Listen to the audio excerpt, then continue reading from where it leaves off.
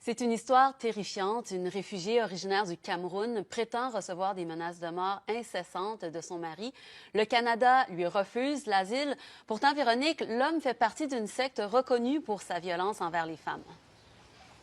Oui, exactement. Il s'agit de la secte Femmes-là qui a des pratiques semblables au vaudou, mais qui est réputée aussi pour égorger les femmes au Cameroun. Et Madame Ganzigi donc reçoit des vidéos. D'ailleurs, elle nous en a montré une où l'on voit clairement, c'est absolument atroce. On voit 3 personnes se faire couper la tête, donc se faire égorger. Et elle dit qu'elle reçoit des appels et qu'elle est persuadée que c'est son mari et les membres de la secte qui la menacent de mort si jamais elle retourne là-bas. Elle a fait une première demande d'asile, ça a été refusé. Elle est allée en appel et ça lui a été refusé au cours des derniers jours.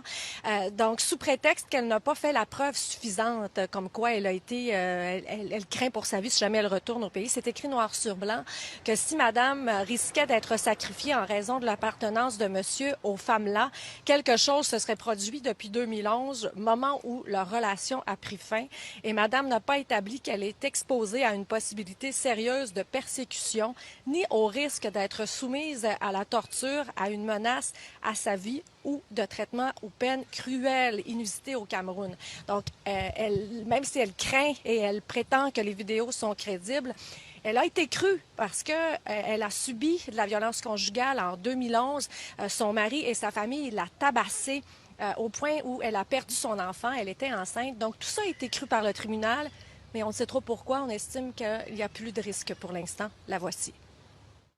Au Cameroun, vous-même, vous voyez comme on est en train d'égorger 3 personnes.